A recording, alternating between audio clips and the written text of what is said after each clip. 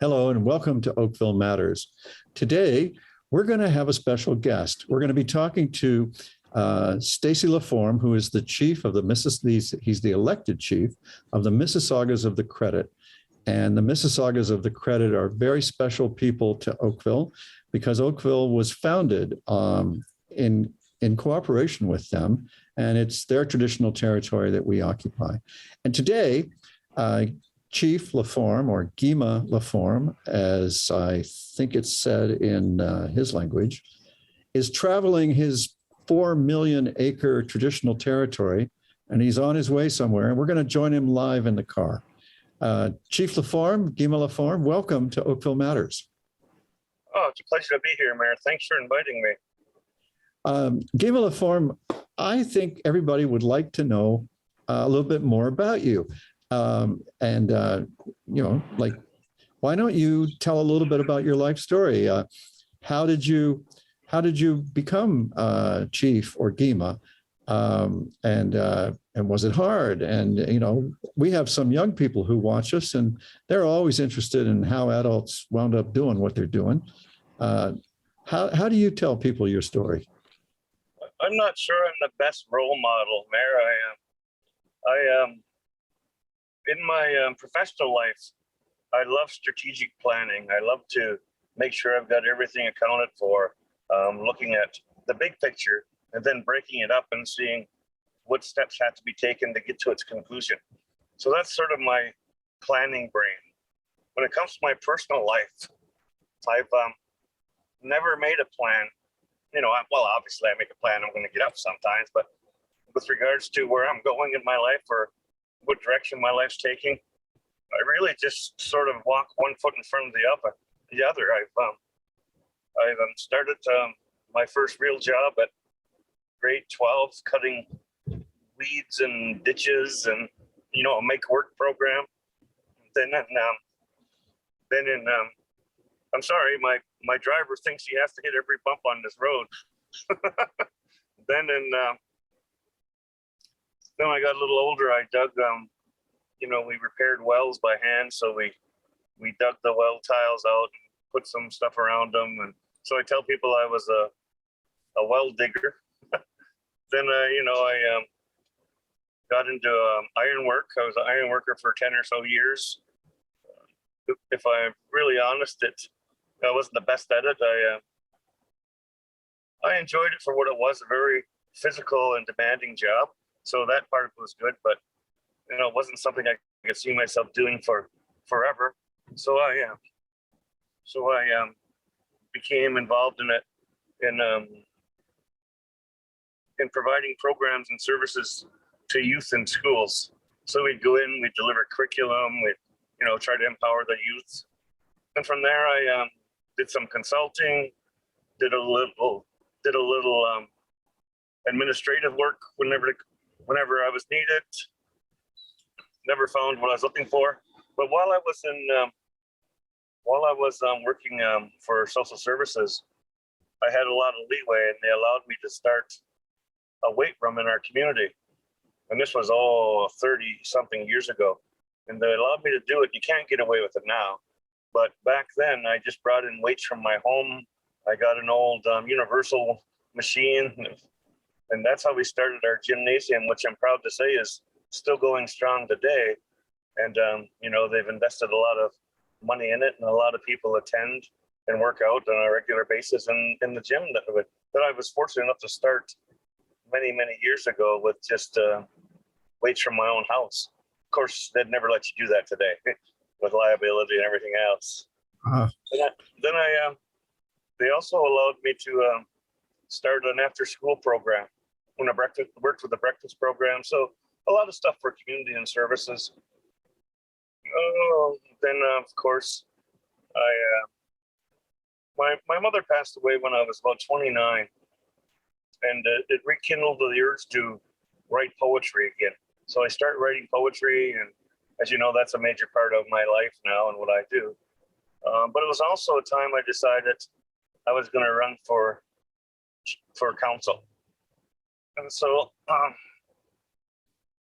because I knew my mother had always wanted me to be a counselor, right? So So I decided I was going to do that. And so then I got elected, luckily, and start working for my people, and been, a counselor for many years. And I got elected to chief about 6.5 years ago. And that's basically where I got where I am today. Well, I know the first time I stood next to you, I thought to myself, this guy's lifted a lot of iron. And I'm not sure whether you between lifting weights and working as an iron worker, there's a double opportunity, I guess, to lift some iron. But very impressive physique, I would say. I wonder if you got elected chief because of that some days. I don't think so. Toughest man in the room kind of thing. I used to use the weightlifting as a release, right, for stress and tensions and stuff.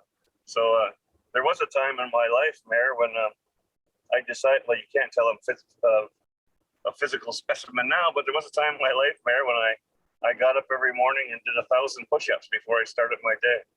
Wow. Yeah, that's crazy.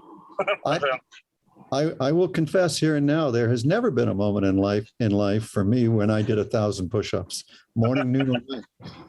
Yeah, I got a little bit crazy into the fitness back in the day. All right. Well, now in your 6 years as chief, you've certainly put on what I have to say is a full court press, to use a basketball term.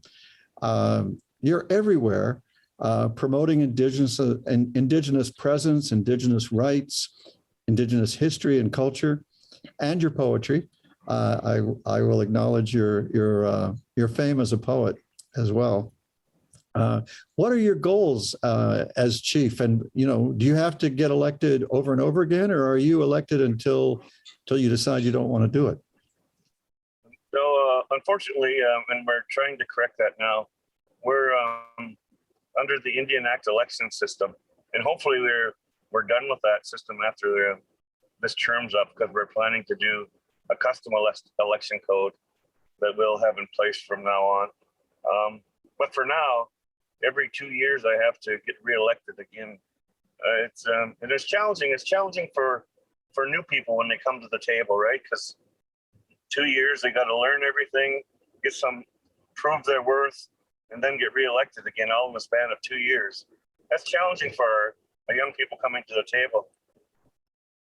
Well, it was like that for mayors in the Ontario system until around 1980 or maybe the 1970s.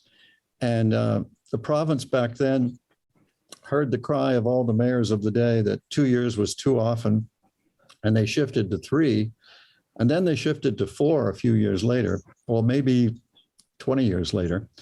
And I don't think it's ever going to change again here, because the legislature is roughly 4 as well. So I wish you luck with that. If there's any way my council and I can help, we'll be delighted to help you with that, because I think we all agree 2 years that's kind of crazy. So we've talked to our people, and they said they only want 3 years. We offered 4, and they said, well, we understand you need more time, but what happens if we get a chief and council we don't like at all? We don't want to have to survive them for 4 years. So we're better off. So they chose 3 years. So that looks like that'll be the system we go to. Well, if it goes like it did in Ontario, in 20 years later, it'll go to 4. Maybe. So what about so you must have to set pretty short-term goals in terms of, 2 years at a time, or do you think longer than that? Yeah. So we're on a system where we're supposed to be planning for 100 to 150 years with our membership. And then, of course, when we get that all laid out, we break it down into manageable sectors, and whether it's in health or wellness, nation well-being and wellness, or government or infrastructure. We break it down in 2 to 5 year terms after that, and we progress forward. So people tell me that planning for 100 and 150 years is, a challenge. And I said, but in my mind, I've got a plan for 500 to 1,000 years in regards to the Indigenous people and how we make our way in this world. And I will say, Mayor, that you know me well enough to know that even though I love my people and I'm happy to serve them and try to move them forward in whatever way I can, I'm also very, very interested in helping other Indigenous and non-Indigenous people whenever I can. You know, I truly believe that as a treaty holder, that's part of the responsibility that we have, is to help those who live and play on our lands. Certainly, main focus is always push back to the reserve and well, not the reserve, but the membership. But I always try to think of other ways too. That's, you know, one of the reasons we have a friendship with you is so that we can start to understand each other, get to know each other better, and then find ways that we can work together for the benefit of everybody. Well, maybe we should go perch fishing together. Smelting, maybe. Well, you know, you learn a lot about each other when you go fishing. Oh, I'm worried that oh, there you're back. You know, you left us for a second there. And I think that means you must have run between the point where two cell towers give out or something. Something like that. I just blame my driver for everything. Well, that's handy, and I guess he can't really talk back. So now, Gimaa Laforme, in our meetings and discussions, I've been struck by, you know, you seem to have a fine legal mind.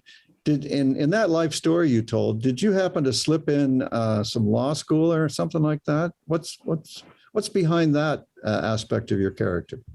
Well, I think that, and people don't realize this, but if you look at lawyers and judges and those types of things, if you peel away some layers, I bet you'd find some writers and some philosophers back there. And so, as a poet and a philosopher myself, I think that's just naturally how it develops.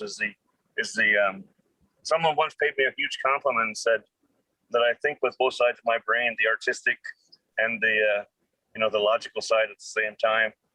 And a lawyer once told me, he said, "You should be a lawyer."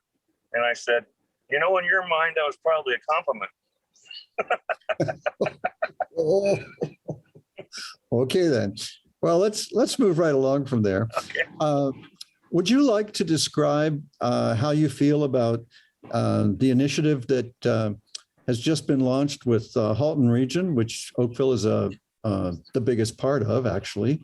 We're about 35% of the Halton Region.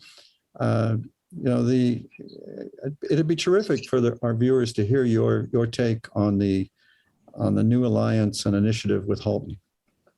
Yeah, to be really honest with you, I was very proud and excited at the same time, because as you know, it's not something that's done every day. We might be the first in Ontario to do it, I'm not sure. But, I always say that we have to start out as friends. We have to start out as friends, get to know each other, understand each other, and then we can figure out how we can do better. Because I really think it's on all of us to make the world a better place, even if it's just a little. And so, I like to start out by building relationships based on mutual respect and friendship, and going forward from there. And I'm very excited about possibilities of working together. So the Halton Indigenous Advisory Group has a pretty big goal of bringing together Indigenous peoples, First Nations, Métis, Inuit, to establish this group. And as I understand it, it's inspired by the success of the Halton COVID-19 Indigenous Elder Advisory Group.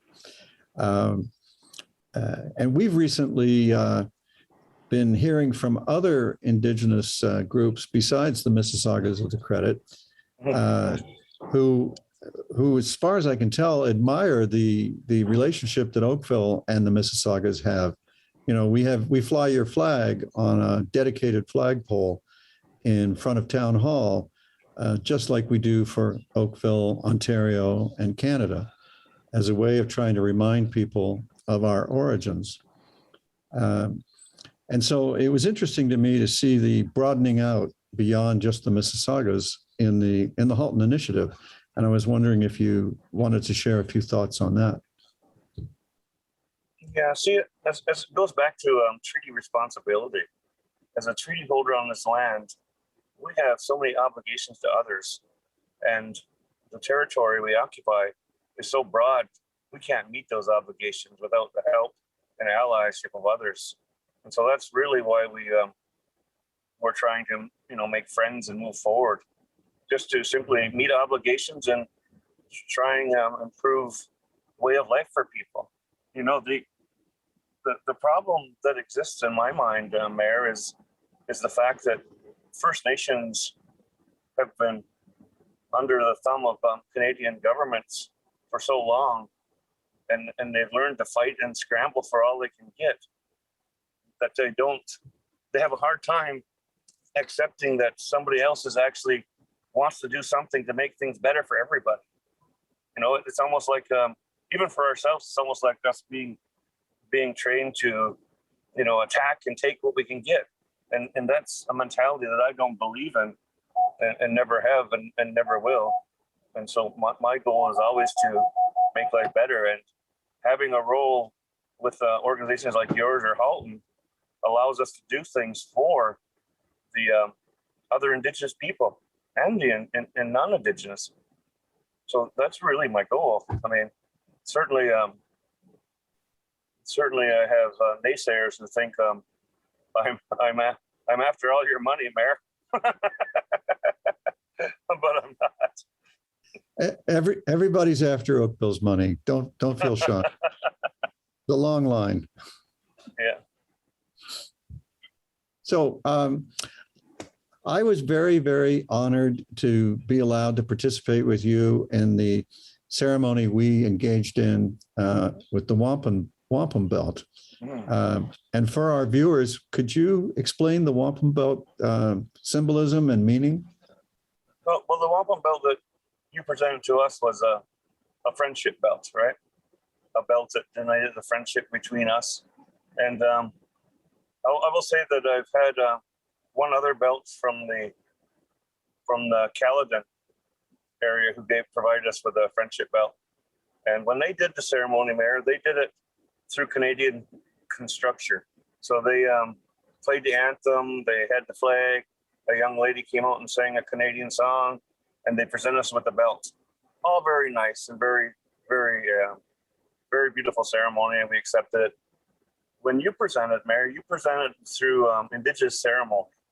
And when you present with Indigenous ceremony, to me, it means our relationship is further along and you're really ready to go to another step. And so I would, even though my friends in Caledon and I work very well together, and we try to do things together as well, and we've had meetings, I would say that because of the methodology for you're presenting the Wampum Belt to me as being more Indigenous traditions, that I would actually expect more of a continuous relationship with Oakville than I would with Caledon.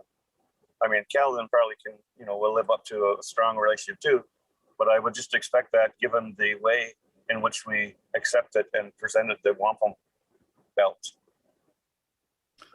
I'm very comfortable with the idea that we raised your expectations of us. I'm very comfortable with that.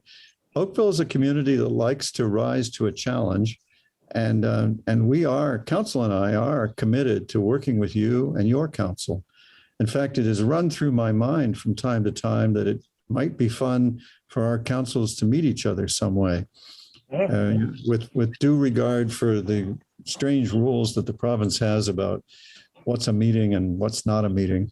I would like that myself. Yeah, so that falls on us, not on you. But why don't we? I thank you too, Mayor. I know I present a lot, and I think people know me and understand me and stuff. But the truth is, a lot of the non-Indigenous people don't know me, right? And we're making arrangements and signing friendship things just about getting to know each other and what do we do in the future? How can we make things better for people.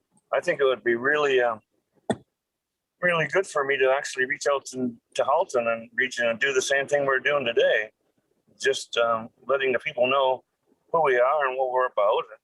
You know, maybe sometimes tell the history and that type of thing. But you know, I think that's a good idea, and I thank you for giving me that thought. Well, let's follow up on it. I think it'd be fun. Speaking of history, you know, it'd be kind of fun to hear a little bit about the history of the Mississaugas, because you're kind of you're the people that opened up this traditional territory to us,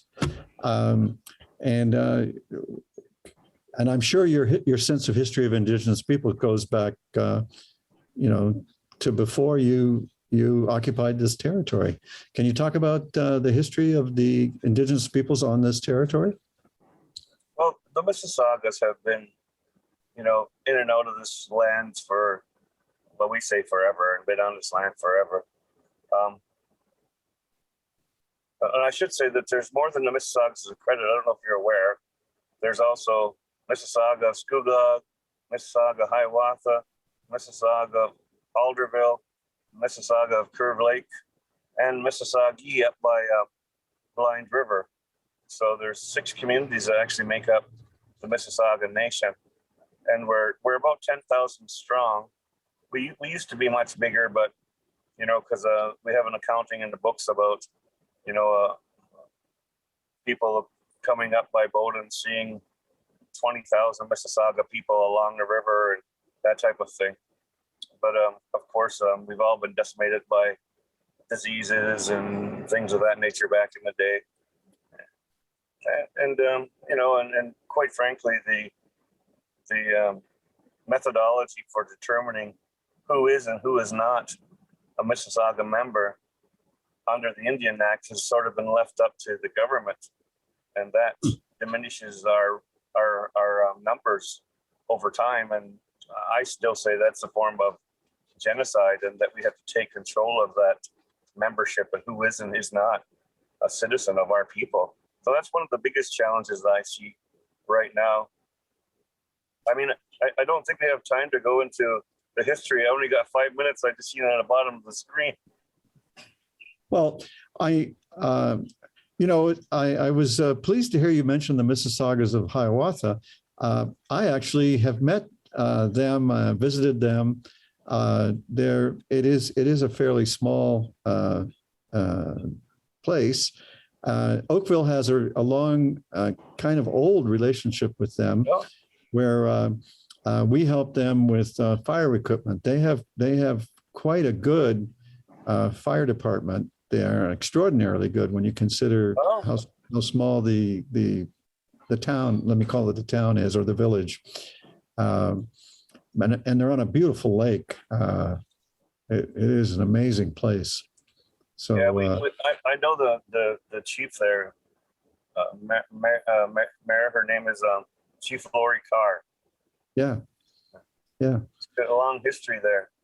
Yeah. So, you know, I was a student of history. I love learning history, and I don't really have their history or your history. And I hope that as our friendship continues, that I'll be able to hear more of it from you. Yeah, I would love that. I mean, I can tell it, but I don't do a good job, Mayor. I have a historian on payroll that knows the history and details. Maybe we could have him on sometime, and he could do a discussion point of the history. And only thing is, I think he might take. You'll have to give him a time limit, Mayor. Because if you don't, he'll go on for quite some time. Well, these folks, your TV, they do give us a time limit. So after 27 and a half minutes, we're done, whether we're done or not. But, you know, come on, you are well known as a storyteller. That's part of your fame, you know. Yeah, and I started using that because when I got elected as chief, I realized that sometimes people only wanted me to talk for, 3 minutes or 5 minutes. And I'm like, well, it takes me longer than that to clear my throat. So I said, okay, how can I engage? And so for me, poetry's always been a natural thing to go to. So I just simply started using poetry as a mean to engage my audience and, build relations. And it seems to be working for me. So, I certainly there are those out there who don't like poetry, but that's what I do. And that's the tool I chose to use because I think the arts themselves bridge gaps and allow communication on a higher level. And so I'll use poetry as my art form to make those connections. And, I think music does that. I think storytellers do it. And I'm happy to have a skill set that allows me some success. Well, it's good to have a person as talented as you to help us build our relationship and recover our relationships with Indigenous peoples. I tell the story at the start of every council meeting. It's only 2 minutes long. I've discovered that nobody wants mayors to talk longer than 2 minutes. But I tell a 2-minute story about how Indigenous people welcomed the first settlers from across the empire here, and they then turned and helped welcome slaves escaping from the United States. And together, the three groups built a community of surprising harmony and prosperity. And 30, 40, 50 years later, the province recognized Oakville as a town, and it's been upward ever since, so to speak. I hope that if we don't get to go perch fishing together, maybe you'll walk our moccasin trail with me one day, which is that's been done in honor of our Indigenous origins. And I want to thank you very much for giving us a driving tour of your territory. I mean, it sounds, 3.94 million acres sounds pretty big, doesn't it? Yeah, it's a pleasure and a lot of hard work. Well, you know how it is, Mayor. Yeah. Well, I hope you have a good trip. I think you're going home. It's been terrific talking with you. And it's been terrific of you for tuning in and listening in. And we'll see you next time on Oakville Matters.